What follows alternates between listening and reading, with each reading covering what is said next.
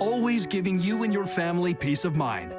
AAA's legendary roadside assistance is a network with over 50,000 vehicles that respond to more than 32 million assistance calls every year. If something happens and we're broken down, my family's not going to be stranded.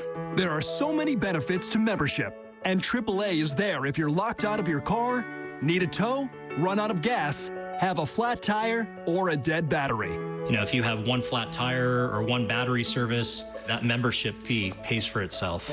Wherever you go, wherever you are, you can trust AAA to be there when you need them. Join today for less than $5 a month. We'll waive the membership admission fee, and as a special bonus, you'll receive a $25 Visa gift card. That's a combined value of up to $101 for only $56 for an annual membership. So don't wait another second. Call to join AAA right now. Eyewitness News with live breaking news.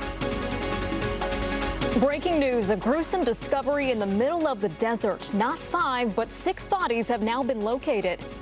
Plus, a woman barricades herself in her car at the end of a pursuit. The shocking find in the back seat and the wrong-way driver who tried to intervene.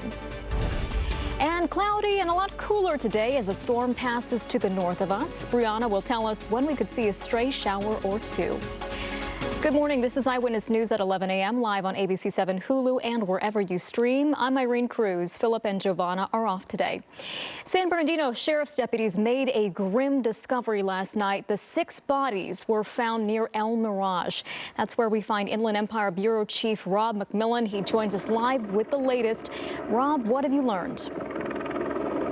Well, detectives have been out here since late last night trying to figure out what happened. Now, this is a dirt road here in the middle of the desert between Adelanto and El Mirage.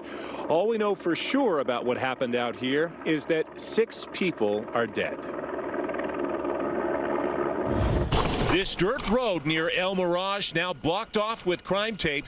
The sheriff's homicide team trying to solve a mystery. The call coming in to San Bernardino County Sheriff's Dispatch around 8:15 last night, not to report a crime. The caller simply asking for a welfare check off Highway 395 in the middle of the desert. This is a very remote desert area, and for that reason, CHP Aviation Division accompanied us to the call. That's when, in pitch black conditions, responders made the horrifying discovery: 5 bodies found alongside 2 vehicles on the dirt road. By the time the sun came up, investigators had discovered another body. As the investigation continued, early this morning, a 6th decedent was located at the scene, so we have a total of 6 at this point. They have not confirmed whether the bodies were those of men or women, nor their approximate ages. They also aren't saying anything about how they died, although one of the vehicles is riddled with bullet holes. We have not confirmed any cause or manner of death or any gunshot wounds or anything other than anything like that. It's going to be heartbreaking no matter what the situation is, what they discover out there as far as the circumstances surrounding it. So our investigators will continue to do their best to wrap this up quickly and get all the information possible to bring justice to those folks out there. Now let's take a live look from overhead. These images coming in from Air 7 HD, and you get a pretty good idea of how expansive this crime scene is. That blue vehicle there, that's the one riddled with bullet holes. And then that part of the image that we're pixelating, we're doing that because those are 3 bodies. We believe those are the bodies that were charred. Apparently someone perhaps trying to conceal some evidence here by setting those bodies on fire. Again, detectives say they're going to be out here for quite some time. We believe the coroner just rolled up to the scene about 10 minutes ago. And one other thing, quite often when you have something like this, bodies discovered in the middle of the desert, one would surmise that perhaps the crime happened elsewhere and the bodies were simply dumped out here. But at this point, it does not appear that that's the case, because Sheriff's Department says they are focusing their entire investigation, at least at this point, on what's going on out here. At this point, there does not appear to be a second crime scene. Live near El Mirage, Rob McMillan, ABC 7 Eyewitness News. Yeah, still many unanswered questions. Rob, thank you. Well, a wild pursuit in Riverside. 2 people arrested, the pursuit suspect and another driver who tried to help her get away. According to deputies, 26-year-old Adriana Sandoval was approached by deputies after refusing to leave a business yesterday. As she was leaving the scene, she almost struck a deputy. A pursuit then began on the 215 freeway, hitting multiple innocent vehicles in her getaway attempt.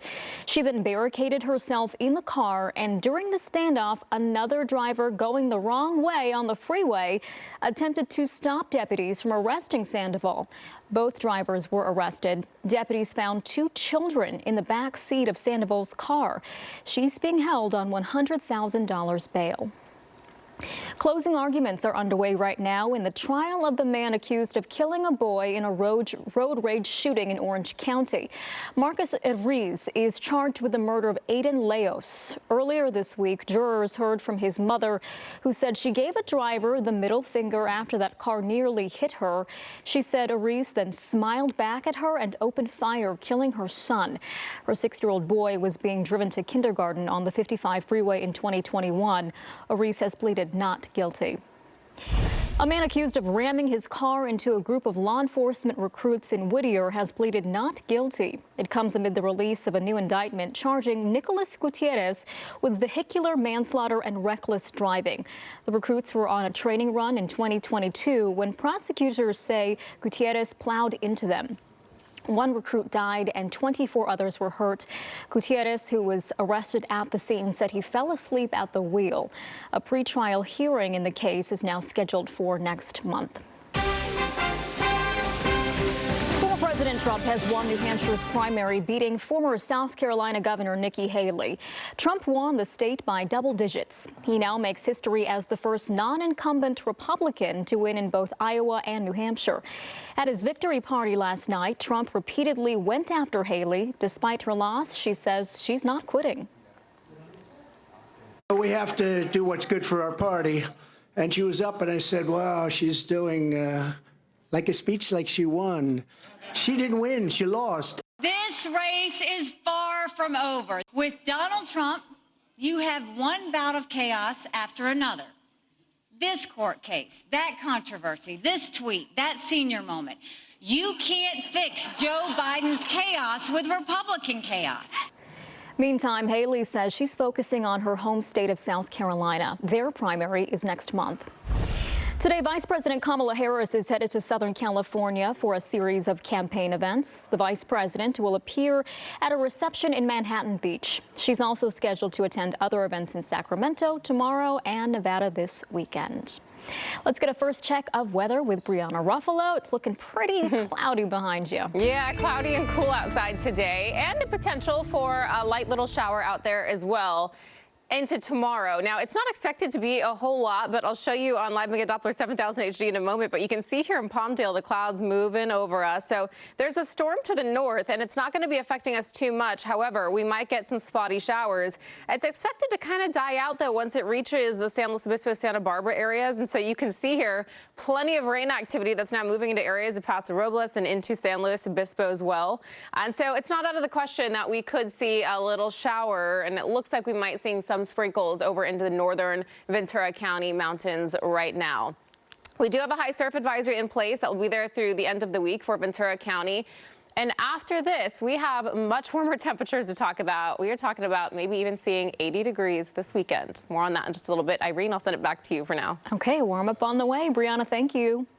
As we continue here at 11 a.m., a tragic story unfolding in Mission Hills this morning. A man escapes a house fire but is killed when he went back inside.